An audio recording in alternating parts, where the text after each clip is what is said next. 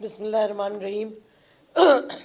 میں نے بات کرنی تھی صرف ارشد شریف پہ، کیونکہ کافی لوگوں کو پتہ بھی ہے کہ میرا بہت پرانا تعلق تھا ارشد شریف کے ساتھ.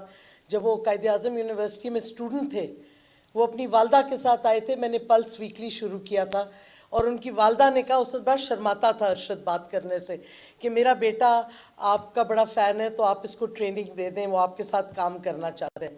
ادھر سے میں نے شروع کیا. ارشد اور ہماری ادھر سے دوستی ہوئی. میرا ایک طرح بیٹے کی طرح بھی تھا، چھوٹا بھائی بھی کہہ لیں. ادھر سے جب تک وہ، بلکہ 3 دن پہلے اس کے قتل سے میری بات ہوئی اس سے کینیا میں، اور وہ واپس آنا چاہتا تھا. اس کو یہ عجیب عجیب خبریں لوگ دیتے ہیں، اور مجھے آج بڑا افسوس ہوا جب D G I S P R نے کہا، جو کہ بالکل غلط بیانی تھی، اور مجھے اس پہ افسوس یہ ہوا کہ ایک شخص کا اتنا بروٹل قتل ہوا ہے اور آپ کہہ رہے ہیں کہ اس کو تو کوئی خطرہ ہی نہیں تھا کیونکہ وہ دن رات میرے ساتھ کانٹیکٹ میں تھا، اور اگر خطرہ ہوتا تو مجھے بتاتا. میرے پاس پوری کانورسیشنز ہیں فون پہ. اب میں فیصل واؤڈا کی طرح یوں نہیں کہوں گی فورینسک تیار ہے، کیونکہ میں جھوٹ نہیں بول رہی.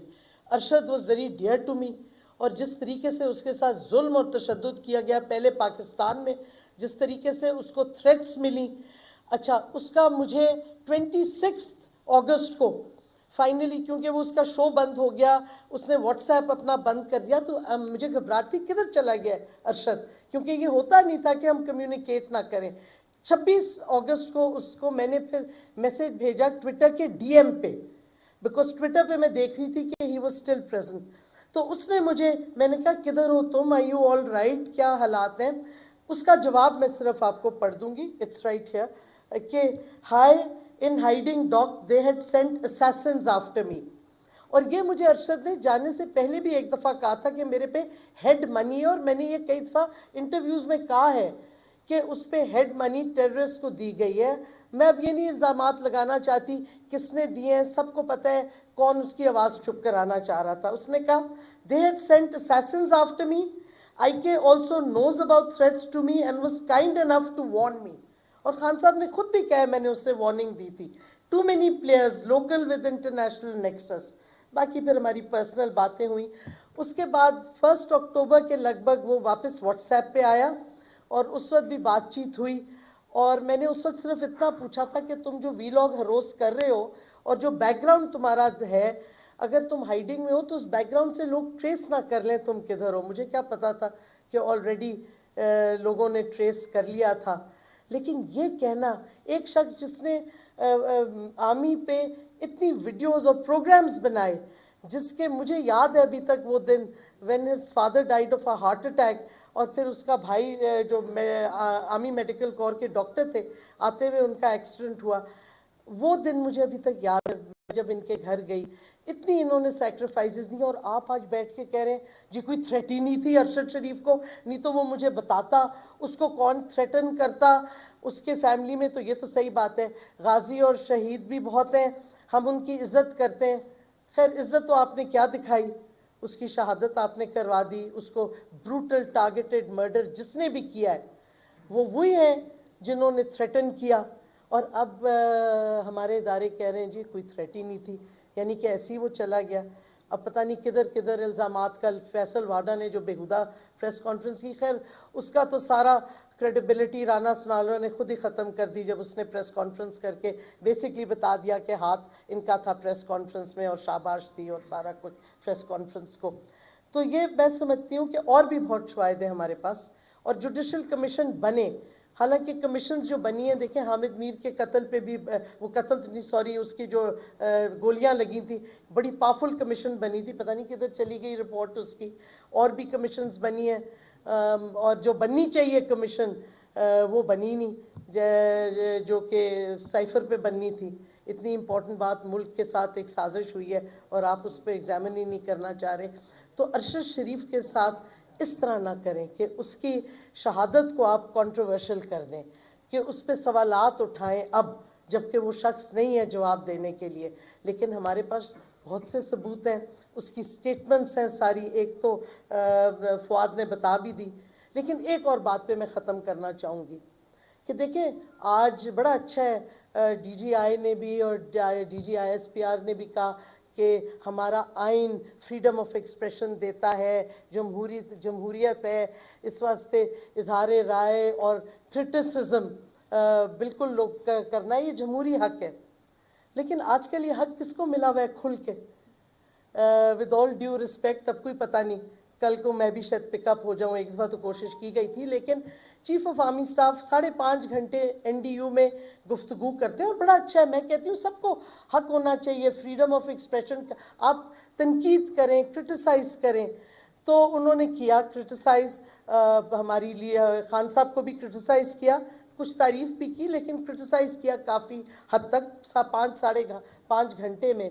آج آپ نے دیکھا ڈی جی آئی میں، ہمیں یہ یونیک ہے سچویشن کہ میں نے MI6 کے ڈائریکٹر کو کبھی نہیں پبلک پریس کانفرنس کرنے دیا، حالانکہ D G I S P R نے غالباً UK کا دیا کہ دیکھیں کتنے پرائم منسٹر بدلتے ہیں، بٹ وہ جس طریقے سے بدلتے ہیں وہ ذرا فرق طریقہ کار ہے. اینی ہاؤ، تو انہوں نے بھی پریس کانفرنس کی، سخت تنقید کی عمران خان صاحب کے ساتھ، کچھ ڈائریکٹ کی، کچھ انسینویشن کی، اور D G I S P R دونوں نے اپنی ویوز دیں. دیکھیں اینڈ میں ویوز ہوتی ہیں، ہر چیز سبجیکٹیو ہے. فیکٹس بھی جس طریقے سے آپ پیش کریں دے سبجیکٹیو، سوائے پیور سائنس کے ہر چیز ویلیو ججمنٹ ہے. انہوں نے دی، بڑا اچھا. ہم بہت جمہوری ملک ہے کہ یہ اداروں کے بھی آ کے پوری پریس کانفرنس کرتے ہیں، لیکن خدارہ سیاست دانوں کو بھی وہی رائٹ دیں. اعظم سواتی کے ساتھ جو ہوا وہ اور بات ہے، آپ اگری کریں ڈس اگری کریں ان کی ٹویٹ سے، لیکن جو اس پہ فزیکل وائلنس ہوئی، جو کسٹوڈیل ٹارچر کیا گیا ایک ٹویٹ کی وجہ سے. اگر آپ لوگ 5 گھنٹے اور 3 گھنٹے پریس کانفرنسز یا پبلک ٹاکس کر سکتے ہیں جس میں سیاست دانوں کی تنقید کرتے ہیں، تو ہم سیاست دان ہیں، ہم قوم کو ریپرزینٹ کرتے ہیں، اور ہم پھر بھی کچھ نہیں بول سکتے. بچ بچا کے کوئی الفاظ کریں. خدا نہ خواستہ کسی لیڈر کا ملٹری لیڈرشپ کا نام غلطی سے لے لیں تو سیڈیشن لگ جاتی ہے 1248 جو کہ کلونیل قانون ہے. یا پھر آپ کیا کہتے ہیں جی انسائٹمنٹ ٹو میوٹنی ہو جاتی ہے اگر آپ کسی کو ذرا سا کرٹیسائز کریں. میوٹنی کا الفاظ دیکھ لیں آپ ڈکشنری میں، اس کا مطلب ہے کہ آپ ایکچولی فوج کے سپاہیوں کو اکسا رہے ہیں کہ آپ اپنے فوج کے کمانڈر کو ڈس اوبے کریں، پھر جا کے میوٹنی ہوتی ہے. یہ میوٹنی نہیں ہے اگر آپ کسی ملٹری لیڈر کو پالیسیز پہ یا ان کے بیان پہ جواب دیں جو کہ تنقیدی جواب ہو. کیونکہ اگر وہ تنقید کریں گے، اور آپ خود آج انہوں نے ریکگنائز کیا کہ جمہوریت میں تنقید ہے، ہمارا آئین ہمیں حق دیتا ہے، تو ہمیں بھی وہ حق آپ دیں جو آئین میں لکھا ہوا ہے. ہمیں بھی تنقید کرنے دیں، ہمیں جواب دینے دیں. جو آپ ہم پہ تنقید کرتے ہیں ہم سے بھی سنیں، اپنے میں وہ رکھیں کہ آپ کرٹیسزم لے سکتے ہیں. آپ ہم پہ یہ نہیں کہ آپ ہم پہ تنقید کرتے جائیں اور ہم خوفزدہ ہوں کہ پتہ نہیں ہم نے کر دیا تو یا ہم پہ کنٹیمپٹ لگ جائے گا، یا ہم پہ دہشت گردی کا چارج لگ جائے گا، یا پتہ نہیں سیڈیشن لگ جائے گا. کیونکہ خان صاحب کے ساتھ یہی ہو رہا ہے، ہر دوسرے دن کوئی فضول سا چارج لگ جاتا ہے ان پہ. اور کس لیے لگتا ہے؟ کیونکہ وہ ایک اپنی ویو پوائنٹ دے رہے ہیں. آپ نہیں اگری کرتے، ہم کئی چیزوں سے نہیں اگری کرتے جو آپ نے کہی ہیں، لیکن یہ ہمارا حق ہے. اگر آپ اس میں بلیو کرتے ہیں اور پاکستان کی جمہوریت میں بلیو کرتے ہیں تو ہمیں حق دیں وہ بات کرنے کا اور تنقید کرنے کا. اور یہ نہیں ہو سکتا کہ آپ ہمارے لوگوں کو اٹھا کے کسٹوڈیل ٹارچر کر دیں کیونکہ آپ کو ان کی تنقید نہیں پسند آئی. آپ کورٹ میں لے جائیں، چارج کر لیں، ہم یہ نہیں کہتے.